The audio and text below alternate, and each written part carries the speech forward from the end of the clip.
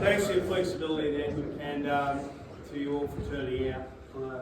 Well, for some of the senior players, it's the last week of training for the season, and for the women to come back, so it's great to see you here too. And to the 19s, we know you've got a big couple of weeks coming up, a month ahead, so we hope. So thanks for turning up tonight. So look, we're not going to make this too onerous, we're just going to talk pretty quickly about why we're here, what it's going to afford us. You've seen a little bit about it, and just explain a bit behind it all. That's what we're going to cover tonight very quickly, get through it and get out and get training for the senior men and the under-19s. So we are going to start with our acknowledgement of country, as we always do at the Bull Ants. And so we just want to acknowledge the traditional custodians or owners of the land which we're meeting today, and the Wurundjeri people of the Kulin Nation. We pay our respects to their elders past, present and emerging. We acknowledge as a football club that sovereignty has never been ceded. It was all and always will be Aboriginal land. So the Northern Bull Ants, VFL, the Amos and the Junior Footy Club. And most of you, probably not the women, but most of the men here have actually come up through the junior program at the Bull Ants in the juniors. And then gone on to the amateurs as we are, and now Greenie has been the first to lead the charge with going on and representing the VFL team this year, which is a great achievement. The Bull Ant brand, just for those of you that may or may not know, Preston Football Club has been around for 1882.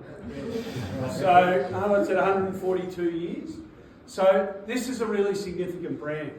But the reason I put us up there is because this is the first time in the history of this club, and the juniors, and the Northern Bull Ants, all three presidents at the amateurs have sons playing in this club. So we have a common connection to the club and a common vision to really realise not just the Preston Bull Ants Amateur Club, but to really raise the significance and profile of the Preston Bull Ants and the Preston Football Club, which has represented this region since 1882. So just tonight, it's more than just being about the Amos and we're up at Rhythm. It's about the Junior Footy Club, and we've had some fantastic catch-ups, conversations and coffees with John and Wag, and talked about how can we help each other. Because it's hard to do it on your own as a footy club, to try and keep coming up with ideas and trying to keep recruiting players and all those things. So this is a major milestone for us as a footy club, and will ensure, we hope, its longevity well into the future, so you can come back into the future and still be a part of this footy club past your playing days. That's our aim. And Melbourne Polytechnic has got on board through the VFL, and they've been great providers of, this facility, and you've just seen the gym. So we're very fortunate to have had the support, particularly of Wag and John. And John's really, really keen to strengthen that partnership with the Junior Footy Club. Everything we have, every comment, every discussion we have, we've got the great position to be able to say we are an amateur footy club. And amateur doesn't mean we're amateurish. In fact, it means we don't play for money. We play for the love of the game, and no one can knock us back. And I was speaking to council this afternoon about this, that because we're an amateur footy club, we play for the love of the game, whereas a lot of footy clubs don't. They play for money and for themselves. So we're really in a fortunate position and a strong position. I want to put this photo up because this, to me, was taken on Sean's 100th game, but this, to me, speaks volumes about the men's program, and I'll talk about women's in a minute. When you look at that photo, you've got Sean, who played his 100th game, started here as a junior out at Zwar with his brother, Dean, who's a legend. We know Dean's a legend, great person, but a legend of the club. Look over here, a 17-year-old boy. Played his first, that was his first or second game, was it, Jack? First or second? Yeah. First game. And there he is with Sean, and he's sitting on the shoulders of two-man mountains. But there's Greenie, who's played the VFL this year. So that, to me, encapsulates what our footy club is all about in the men's program. No one thinks they're better than anyone else in this club, which is what we love. There's no ego, no dickhead policy. We love that. And the fact is that Jack, there's a great photo of Jack kicking his first goal and getting embraced by senior players And that's with our footy club. There's the future right there. And that's what we stand for as a footy club. And I think it's a great photo to keep in the back of our minds. And I love this photo. This was from last year, but it just shows the absolute joy that footy brings to people. And look at the faces, Annie. Look at that mouth going. But I just think this is why we love playing this footy club. You know, we sing it in our song. We love this club and we play to win. But that's why. Would you agree? You know, that's what we're about at Preston. That not many clubs have got that sort of camaraderie, that sort of respect for each other. So it's pretty special. And some of us old people have been around footy clubs for a while. It doesn't happen in every footy club, I can tell you. So it's a pretty special place down here at Preston. So just, someone told me a long time ago, everyone knows Ron Barassi is the legend of the game. He used to say, two letters, 10 words. If it is to be, it is up to me. And that's what we're about here today. Because whilst it's a great place to be around, we love being around the club and people enjoy themselves and all that, it is a football club. And every single person in the club should aspire to be the best they possibly can be. And what I mean by that, under 19s, you've had a taste of more senior football this year. It's a different standard, it's a different world. And for those that have been around a bit longer, we had those few years ago, we had the experience of Premier C and the harsh realities of playing in Premier C when you're playing against blokes that are just flying up and down wings and they're fit and they're fast and they put the effort in. You know, when people say, oh, I want to lose weight, yeah, what are you prepared to give up if you're going to lose? All right? And so that's what Ron Barassi's big statement used to be. If it is to be, it's up to me, it's not up to us.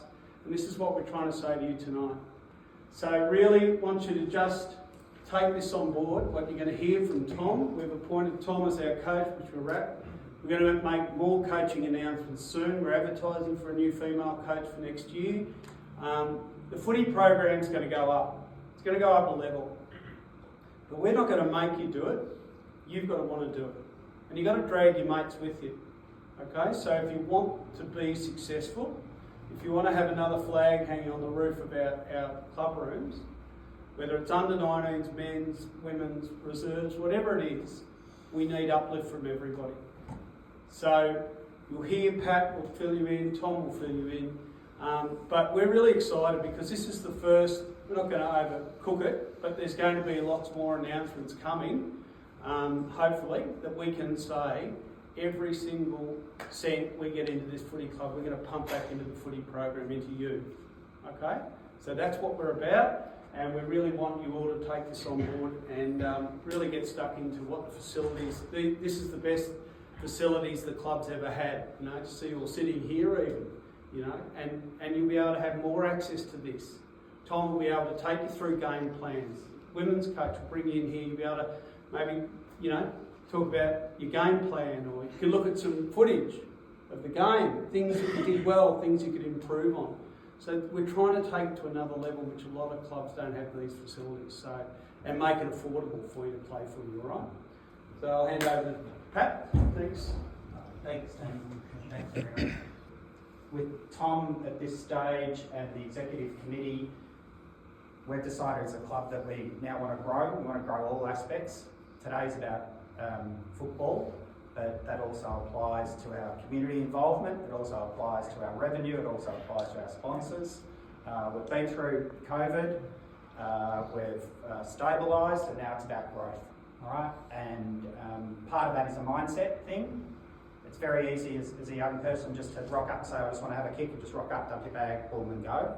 All right, our ask of you is to think about the bigger picture and get really involved in our club, which includes standards on and off the field. All right, so there's the growth phase. The second point is about higher standard, and I think Damien's spoken about that, but the only point that I'll make now is we want to cater for all appetites, and so we acknowledge that there are people in community clubs that just want to have a kick, that they've got lots of going on in their lives, they won't have time to do other things. We also want to cater for you, but we also think that the balance of the club for the next couple of years, we want to try and just tilted a tiny bit more towards focus on a bit of an uplift, but we really want to be really clear that hopefully in our growth phase over the next year or two that we'll be able to cater for everyone. And part of that again, it comes to you because we can't sell at the club. You know, Greeny and Jordo can do funky Insta stuff. All right, we can put up all this stuff, but the bottom line is it's the people in this room and the 106 players on the list that sell the club. And if you haven't got that, then we're going to have trouble growing, but I'm pretty sure there's probably about 80% of people that are on board. And we're not making this up, and this is really important. We have gone and spoken to 3 other VFA clubs in some detail. We've gone and spoken to 2 VFL clubs, and we've benchmarked various criteria of where we think we need to be, which includes financial, it includes age list, it includes all these things that you'd expect us to do. But the key point there is this isn't just what we reckon, this isn't a fly-by-night thing. We've got a few things that we're going to have some key performance indicators which we'll agree with the coach in terms of on-field, off-field, in terms of the metrics that we want to see as successful off the field, and we will be trying to aspire to them.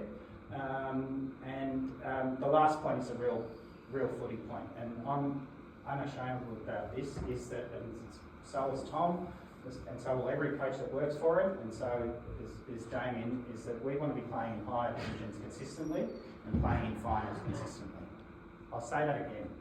Higher divisions consistently and playing in finals consistently. All right, so it's time. Yeah. So do I just go down?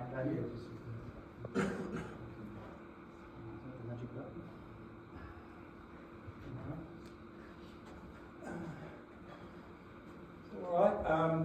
Damien's briefly touched about individual choices, and I think it's really important to be honest about where we're at as a list and as a club. Nothing happens without individuals making decisions, which are long-term influencing others. So practically, what does that mean? Well, I've seen some people at the club change their diet considerably in order to football. I've seen some people give up smoking or vapes in order to improve their football. And those 2 examples, it's hilarious, I'm not going to name the individuals, but they have improved their football considerably when they've made those choices, all right? And I think it's pretty obvious, and David again touched on in C grade, and again it's pretty obvious in the women's program, that we need to be fitter and stronger, all right? The spread, a lot of people are getting us. And we will look upwards, not inwards. So part of, you might hear us talk about the Preston Village, gives great community, but sometimes it gives a sense of insularity. So, and again, it's obvious we need to retain and recruit. And part of what we're trying to do today in this uplift is to retain our good talent and also be able to recruit it, be able to say we're trying to do some interesting things. But it's all about mindset, yeah, because old blokes like me standing up, being aspirational won't matter unless people in this room start to have some fun, and we'll have some fun doing it. So I'm just going to hand over to Tom to talk briefly about the VFL.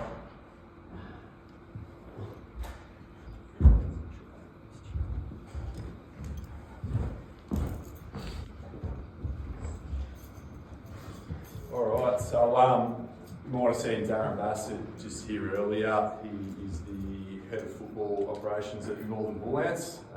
So Pat and I caught up with Darren a couple of weeks ago to discuss the continuation of the VFL agreement between the 2 clubs that's been in place for quite some time now. Obviously, as that says, a formal agreement has been reached to continue that on, which is obviously tremendous for us as a club, for our players currently on our list, and also some potential recruits that we might be having a look at in this off season. So bit of a breakdown in the structure of the agreement. So 3 players assessed as more likely to have physical attributes to make a VFL list next year in 2025. Obviously, that relates to age, where the players are at physically, so more mature bodies that are ready to potentially step up into VFL football next season. And that obviously applies to our current players as a retaining strategy and also as a recruiting strategy as well to look at outside of our club. So 2 players assessed as development who are guaranteed 6 training sessions. So this is probably a little bit different to previous years, where we actually want to obviously provide a bit of a pathway and potential insight to 2 of our younger players on our list who potentially might not just be physically ready yet to go and play VFL football next year, but at the same time we've identified those players with a high level of talent that we think can progress over the next couple of seasons and potentially play at that level down the track. So that becomes, as it says, a development pathway and all part of getting a taste of that environment, that elite level program and what it's all about as a player moving forward over the next few seasons. So players will be given this opportunity to complete off-season. So we'll basically supply the 5 players with a program, okay, that they have to commit to. The program will have been set by VFL and our strength and conditioning coach in Stefan. And it'll be basically a continuation of the off-season, which we're now approaching, where the players have got to tick along and maintain a fitness base. And then 6 weeks prior to the agreement between the player, myself, Paddy and our football club, that program will basically be set in place for the player to complete over a 6-week phase. And essentially what it does, it sets you up to hit the ground running once that pre-season commencement date kicks off. And we'll know, and you'll know, most importantly, you'll know that you're able to step into that program and obviously hit the ground running and be able to keep up in a step up in intensity and training. So selection criteria.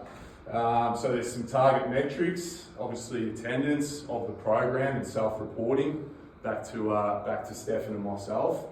But those target metrics will be based off where you play positionally. Okay, so 2 kilometre time trial results, speed, agility, your strength work. So the metrics will apply to your position, and that will be basically where you need to get to a level at over that 6 weeks or thereabouts to be able to satisfy us and yourself and the Northern Bullets that you can step in and go for it in terms of a pre-season start. So it is a unique offering compared to other clubs. It's something we're really thrilled to have.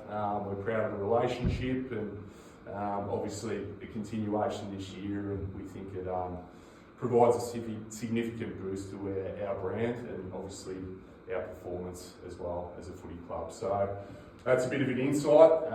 We'll sort of touch on this a little bit more over the coming weeks with the players that we're looking at identifying, and we'll go from there. Okay, so thank you.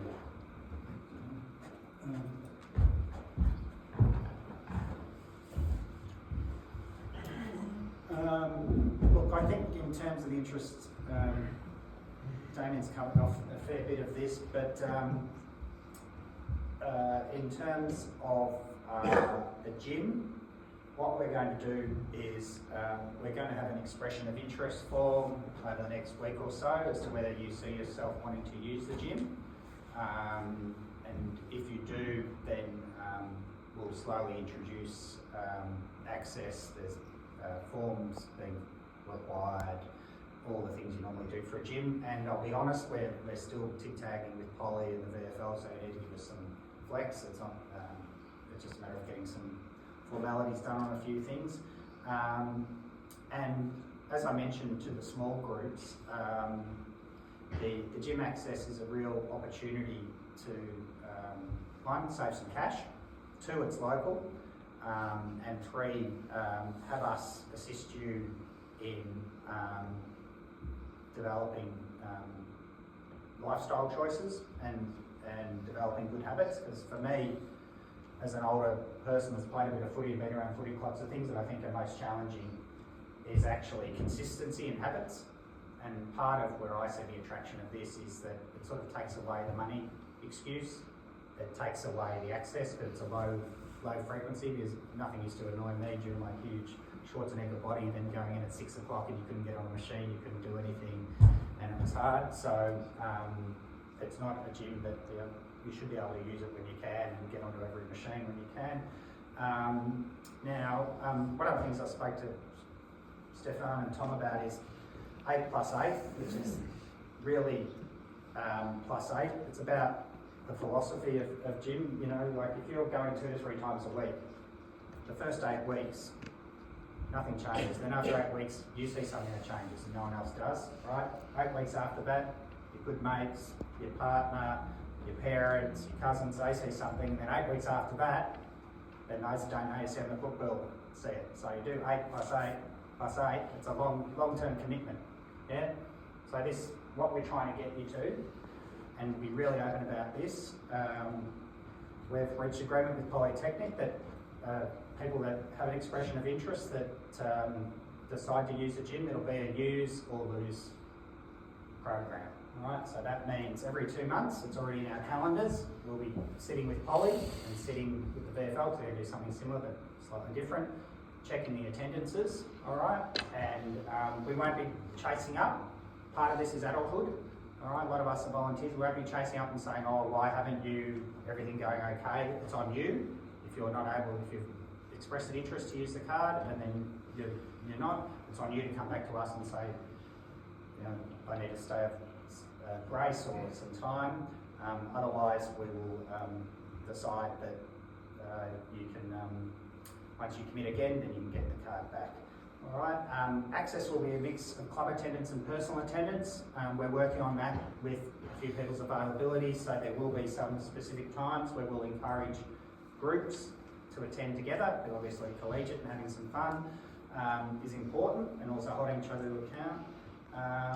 And then, you know, part of what we will do, hopefully on Thursday, is be able to, before a lot of players have their last game, is to get a QR code, get some expression of interest, and so hopefully you'll have a Schmidt gym. Sorry.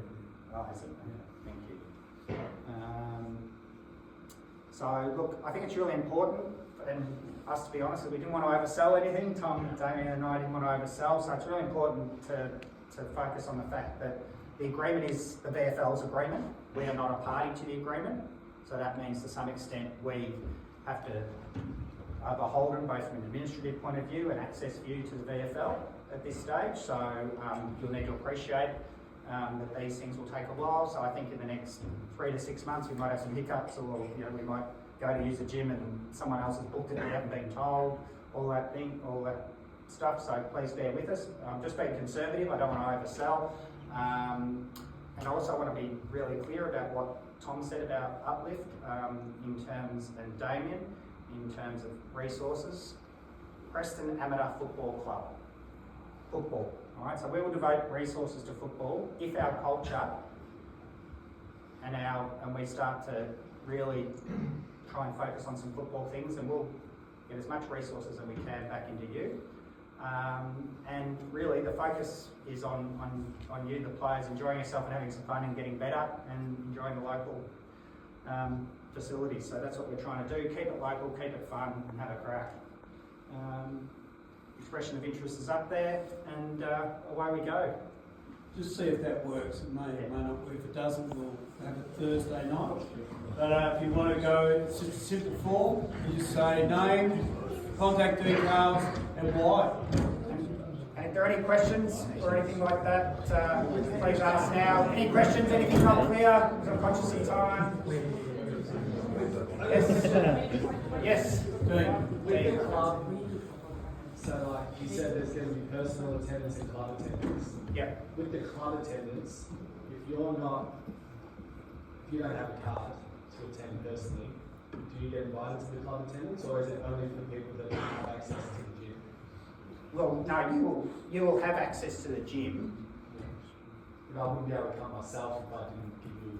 Yeah, so I'll answer that one because we're working on a situation where we want people who want to be here, not just and are going to commit to coming here. So it's not just for everyone in the club, but we are working with Jets Preston for those that perhaps miss out on this opportunity to use this facility over the off season. That you will maybe have access to a gym, but we really want anyone who's going to sign up for this to commit to the program, Dean. So does that make sense to you?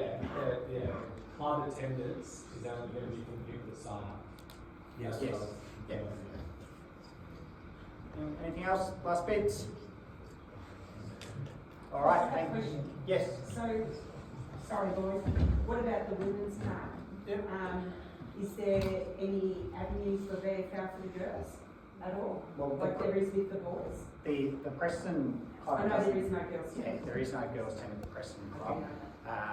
We also have Jargon Falcons are doing very well in the northern area at the moment.